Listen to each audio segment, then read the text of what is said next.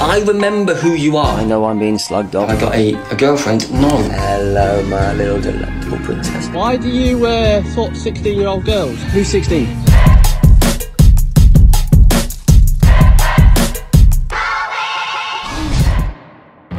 Snapshoteye, or Paul Breach, is a TikTok creator boasting over 300,000 followers. I didn't think he was much more than a bit of a creepy middle-aged man who'd spent his free time pretending to be a teenage boy and fake yawning on his live streams for some reason. What happened at Co-op?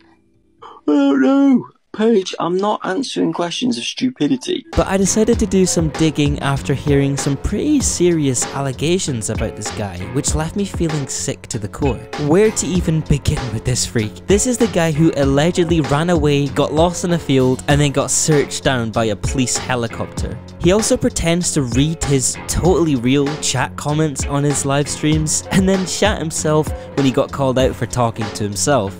Ah, so when the pinned comments come up, you lot can't see them. No wonder you're saying, what am I answering to? When somebody pins a comment, I can read it. You lot obviously can't. I'd say the biggest concern with Paul is the allegation floating around that he got a girl who at the time was either 16 or 17 pregnant when he was around age 26, 27. I saw the Facebook post they're talking about dating back to 2007 and 2008, and sure enough, things do add up. And she scarily does look really young. Now this isn't a crime that could get him in legal trouble, but I would say morally it's definitely wrong. Though the age of consent in the UK is 16, scraping the boundaries with legal consent in your mid-20s is pretty fucking dodgy. And it also leaves the question open of, well, how old was she when Paul first met her? And right now, we're kind of in the dark about the situation. Because in recent years, Paul has been criticised by his, well, I wouldn't call them fans, for trying to book a hotel with a 19-year-old, and also for another situation where he tried to meet with another 19-year-old to go geocaching for some reason. Oi, why do you sort 16-year-old girls? What? Why do you talk 16-year-old girls? Who's 16? Huh? Who's 16? Why are you filming this? Should we go talk to the police? Should we go to No. the police? No, No. should we do this? Have a chat with the police? Why are you trying to video? I'll just go away. Enjoy yourself, mate. After this happened, Paul went on to make videos addressing the case and even threatened legal action after claiming to have noted down the number plates of the people who pulled the prank on him. Alright, she was 19. Paul, why are you going geocaching with a 19? Well, because it's geocaching. It's a walk in the countryside, finding something, move on to the next thing. It's not uber exciting.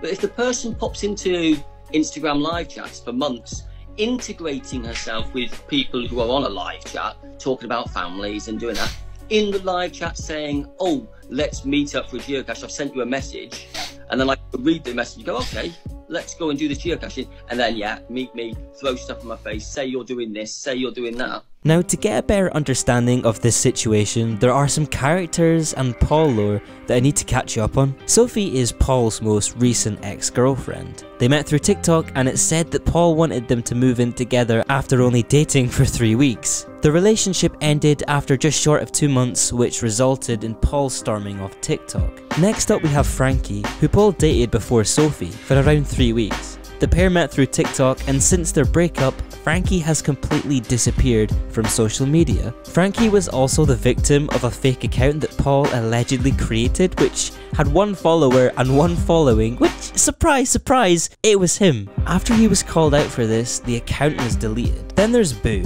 who is on the ball with everything Paul has done and has provided a lot of information for this video here. So huge credits to her. Paul hates her, like despises her. Paul also has a son who people claim he seems to neglect heavily in favour for his TikTok career. I think for me the biggest thing I take from Paul is his inability to take general criticism and his childish approaches to it. He's honestly like a 15-year-old venting on their private Snapchat story. If you're having serious allegations hurled against you, putting up this grumpy, stroppy attitude is going to do nothing but fuel the flames on the fire. And we'll touch more on these allegations soon. Others did some digging and found some pictures that Paul had liked of a 19-year-old girl in a bikini outfit from 2019. Meaning if we do the maths, and even though I got a C in that 5, Paul, I can still work out that 19 minus 3 is at least 16. So again, it kind of begs the question of, why is this crusty old man liking revealing photos of minors? Sophie, Paul's ex-girlfriend, confronted him privately about this, and it said that Paul claimed he only liked him because the girl was a cancer survivor. Even I messaged him and I said, like, I'm finding that weird that you like, especially like the song one, like that's just, what do you like about that photo? And he said he was doing it to be supportive. Nah, I'm not buying that bullshit. Furthermore, it was investigated and revealed by the cancer survivor that she had no idea who Paul was, which made the case even creepier. After this, Paul decided it was time for a rebrand, so he changed his name from Snapshoteye to Beautybeyondtheeye, which is why those two names float around if you were confused, because I was. And he also has a list of girlfriend requirements in case any of you lucky ladies watching at home decided to throw all your human morals out the window. There are some other points about Paul, but I don't think they're necessary to talk about too much in depth. Some of these, according to Sophie, his recent ex-girlfriend, include doing a funny foot dance when he thinks he's being recognised, not paying her petrol money, recording her without permission, being told to never mention his child on social media, and purposely putting holes in his jumper to get that teenage edginess, I guess. And after all of this happened, Paul decided to go live claiming he wasn't going to address it, but then kind of addresses it anyway. I know I'm being slugged off on a live chat. Still not going to talk about stuff that doesn't concern anybody else. But if I'm really that bad, why drop my stuff off to me? Why give me a Christmas present in your car? I'm obviously that bad. I mean, when I say address, what I mean is that he turns into a complete pick-me boy and starts listing off all the things that they did together, which renders Sophie's points irrelevant apparently. There's also another case where Boo, the girl I was mentioning, uploaded proof of a DM that a 15-year-old received from Paul, where he sends a pretty heartfelt message hoping she feels better soon after her illness. Now, this is where people are very mixed on this one. Some people see nothing wrong with this message, like he's just being kind and showing support to someone who's been going through a tough time. But then you have the opposite side as well, where people fear that this could be the early stages of grooming tactics on Paul's side, and think the innocent seeming message has a sinister tone underlying. Earlier this year, a video surfaced of Paul making some pretty cringe comments to someone's 15-year-old cousin on Cameo. Hello, love. Hello, duck. Hello, babe. Hello, honey. Hello, sweetie. Hello, cupcake. Hello, my little delectable princess. Hello, my queen. Hello, my bubs.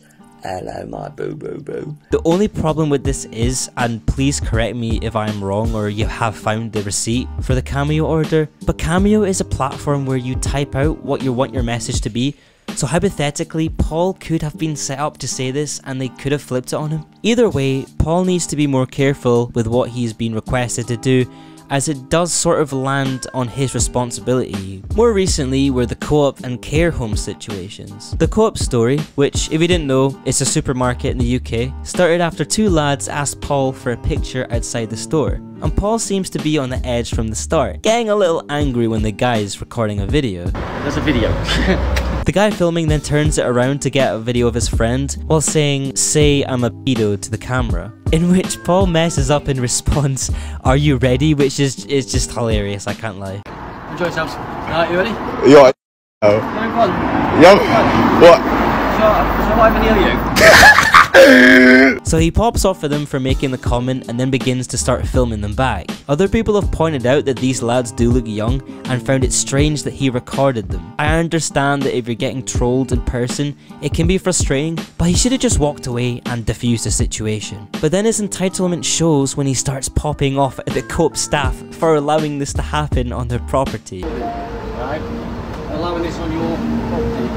Yeah, Paul, like this situation had anything to do with him? You hang around in your dad's ensuite bathroom, pulling faces, dancing, and hiding from him. You're hardly a celeb, mate. Most recently though, Paul shot himself in the foot after talking about his time working in care with vulnerable people, and boasting about kissing his residents on the cheek as he claims to have shown them love when others didn't. But you also have to treat that person like a family member. Treat them like a human being. Not like somebody who's been dumped in a care home or been placed in a care home or has to be in a care home because there's nowhere else for that person to go. So I will hold a resident's hand. I will hug a resident.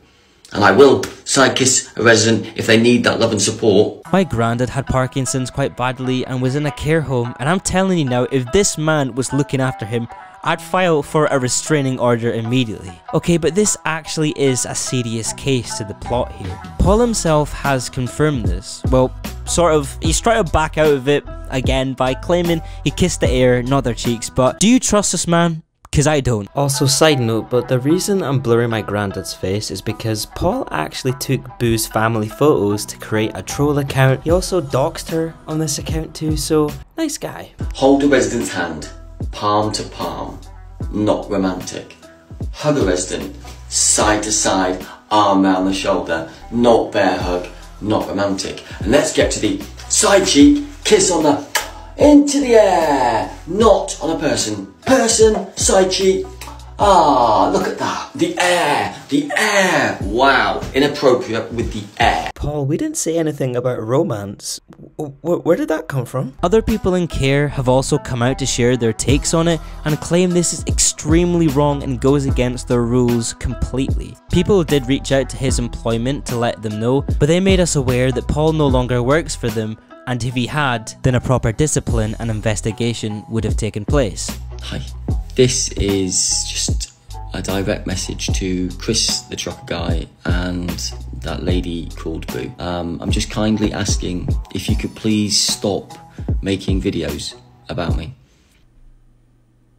If you want my honest opinion on this whole topic, I believe that this is the surface of what we the public have seen so far. There is something about this guy that just does not sit right with me. His inability to take on general criticism or even do a half-decent response where he isn't just gaslighting others is probably gonna be a thing he does forever. And Paul, if you can respond and debunk all of this, then do it. But until then, you cannot expect people to just stop talking about this. So if you are walking around in a field, do be cautious in case you run into this mole, as he seems to hang around fields a lot. I'm gonna keep an eye on this situation, but I can't lie, my For You page is full of this guy now, so I'm living in a bit of a hell right now. If you did find this video helpful in understanding this topic, because before my research, I was so confused, please feel free to subscribe and also let me know your thoughts or anything I missed down below in the comments. Thank you for watching, and I'll see you in the next one.